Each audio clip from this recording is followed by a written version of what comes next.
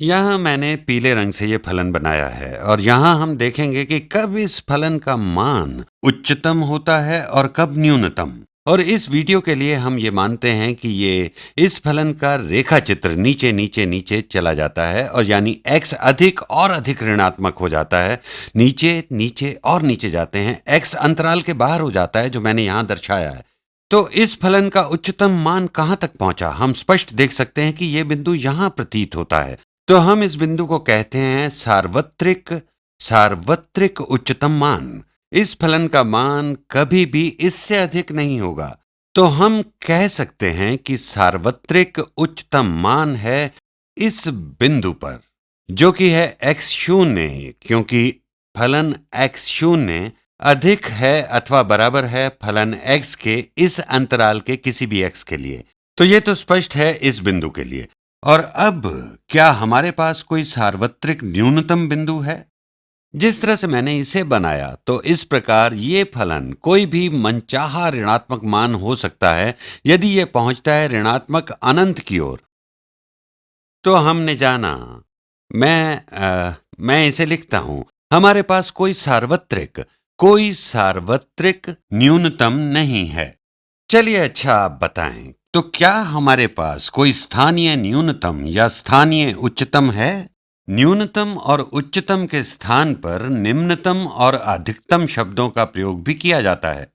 तो क्या हमारे पास यहाँ स्थानीय निम्नतम अथवा स्थानीय न्यूनतम है? तो स्थानीय न्यूनतम आप ऐसे मान सकते हैं कि यहाँ इस बिंदु पर इस फलन का मान इसके सामीप्य के बिंदुओं से कम है। तो ठीक यहाँ पर यह हमारा स्थानीय न्यूनतम मिल गया। मैं आपको कुछ कठिन सोचने को नहीं कह रहा, बस तात्पर्य यह है कि आप कह सकते हैं कि स्थानीय न्यूनतम बिंदु x1 पर है। हमारे पास यह क्षेत्र x1 के आसपास है जहां फलन x1 कम है फलन x से, जहां x कुछ भी हो इस क्षेत्र में, जहां पर यह आसानी से समझ में आता है। और अब क्या हमारे पास यहां कोई अन्य स्थानीय न्यूनतम बिंदु है? देखने से तो नहीं लग रहा। तो अब स्थानीय उच्चतम देखते हैं। यहां पर यह बिंदु बैंगनी रंग से बनाता हूं इसे। मैं नहीं चाहता कि आप उलझ जाएं, दूसरा रंग लेता हूं। यह वाला बिंदु स्थानीय उच्चतम प्रतीत होता है। स्थानीय उच्चतम बिंदु यहां पर, स्थानीय उच्चतम।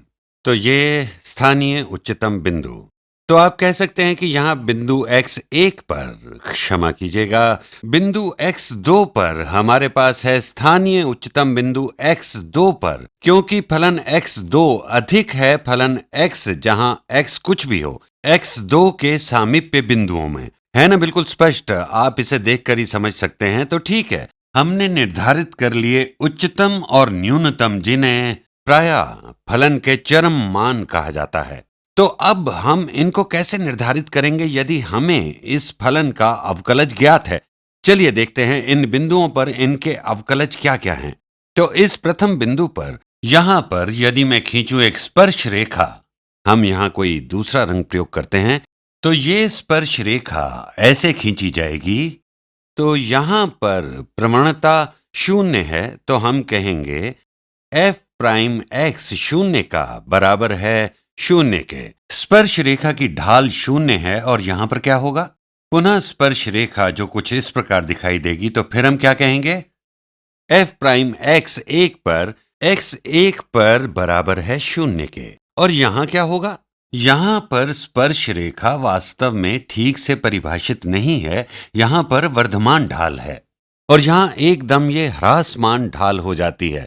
तो यहां f प्राइम x2 का परिभाषित नहीं है, अपरिभाषित है। ये रुचिकर है और आपको मैं किसी मुश्किल में नहीं डालना चाहता, परंतु मैं चाहता हूं कि आप इसके बारे में जानकारी ले लें। तो यदि हमारे पास कोई चरम मान है और स्थिति ये नहीं है कि x अंतराल के x बिंदु में है, इसको आप ध्यान से सुने समझें, विशेषकर जब मैं अंतराल में n बिंदु की बात कर रहा हूं। चलिए मान लीजिए हमारे पास फलन है, मान लीजिए अंतराल है यहां से यहां तक। तो हमारा फलन आरंभ होता है यहां से और चलता जाएगा। यहां मान लेते हैं m बिंदु। हम अभी बिंदु n की बात नहीं कर रहे हैं, हम बात कर रहे हैं जब हमारे बिंदु बीच में हैं, या यूं कहें कि अंतराल अनंत है। हम उस तरह के बिंदुओं की बात नहीं कर रहे, ना ही इस तरह के। हम बात कर रहे हैं बीच वाले बिंदुओं की, बीच वाले बिंदु। तो यदि कोई बिंदु अंतराल के बीच है तो ये न्यूनतम होगा या उच्चतम। और अब देखते हैं कि यदि आपके पास अंतय बिंदु नहीं है, अंतय बिंदु नहीं है, तब न्यूनतम या उच्चतम, न्यूनतम या उच्चतम।